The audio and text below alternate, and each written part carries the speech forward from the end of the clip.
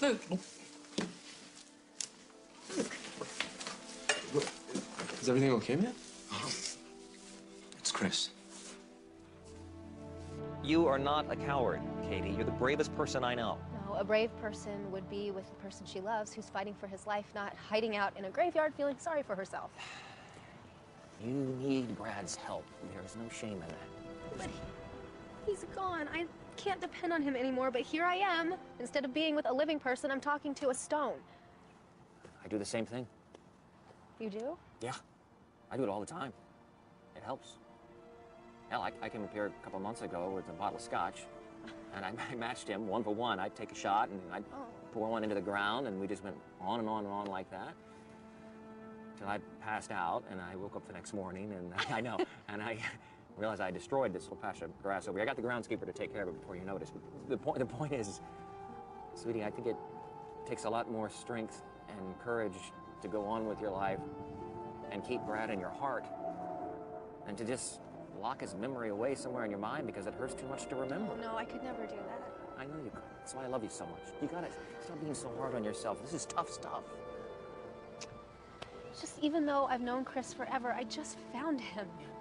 And the thought of losing him, of having to say goodbye and let him go. You don't have to let him go.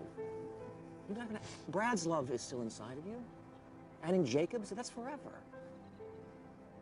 Yeah, bad stuff happens in life and people die, but the only way to skip out on the hard part is just to, I don't know, lock yourself up and refuse to love anyone but yourself. You can always choose that option if you want. It doesn't feel like it. No, it doesn't, because you don't have a cowardly bone in your body. Look how many times you and I have just kissed each other off for good. And we always came back to each other, right?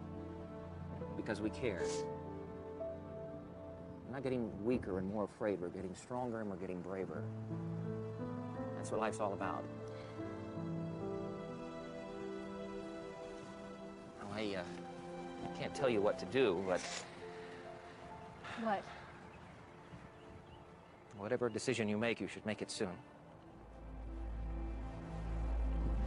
Henry.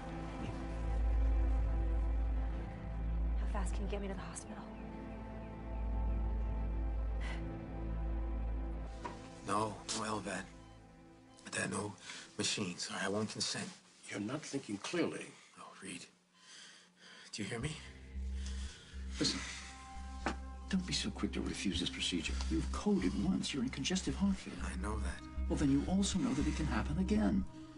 And when it does, each time it becomes more difficult for us to resuscitate you. I'm sorry, but listen, your blood type is very common. Chances are very good that you'll get a heart soon, but in the meantime, we have to make sure that the heart you have remains functional. No. You hook me up to that machine. I will never get off it. Okay? And if I die, I am not gonna die hooked up to a machine. It's not gonna go down like that. Son, we're not talking about extraordinary measures. You're young, you're healthy in every other way. You're a perfect candidate for a transplant. We just gotta keep your heart strong until a new heart becomes available. If it does, then that might not happen. We all know that. Look, I'm nowhere near the top of the list, and if I was any other patient, you would tell me there are no guarantees.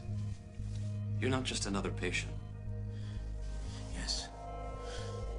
Yes, I am. I don't want any special treatment, okay? No jumping ahead of the line.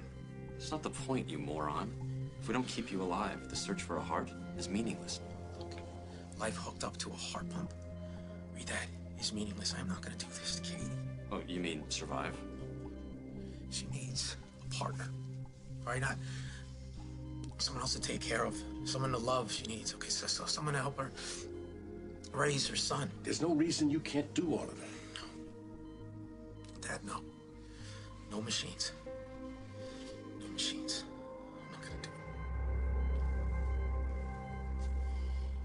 Glad you're here. Thank you. I wouldn't be anywhere else. So, how are you and himself, Mr. Henry, doing? Well, we're pretty wonderful. I never would have thought that at this point in my life I would have felt like a newlywed again, but here I am, given another second chance after all these years, and I'm savoring every minute of it. I'm sorry. No, I'm sorry. You realize that Chris and Katie are going to have a long, wonderful life together, don't you? I want to get back.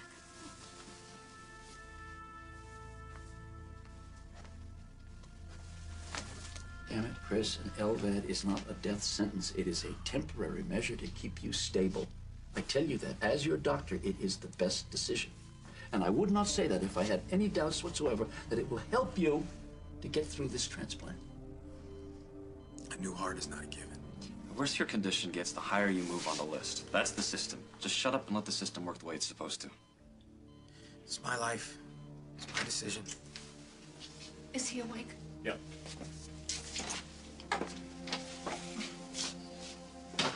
Is he all right? I'm good. Is he really? What is it? What's wrong? No, we're just talking about Chris's options. What options? What options are you talking about? Chris is refusing a treatment that will help him survive. Maybe you can talk some sense into him. Christopher, is that true? It's complicated. Not really. John wants to install an LVAD. It's a mechanical device that will help his heart pump if it becomes weak. Like a pacemaker? Well, sort of, but it's a temporary thing, you see. It's not permanent. It's simply to keep him from going into cardiac arrest until we can find a new heart for him, but he is refusing to have the surgery. I can't lie here. While you and Katie watch me disintegrate for days, weeks, maybe longer. I don't want to be remembered like that. Oh, for heaven's sake, stop thinking about being remembered. Think about living. Unless I get a new heart. You're going to get a new heart. Of course you're going to get a new heart. Now listen to your father. Listen to John. They know best. You know what, Chris? If you don't want to fight for yourself, you're going to fight for your parents, all right? No parent should suffer the loss of a child. Chris? You want to know what I think?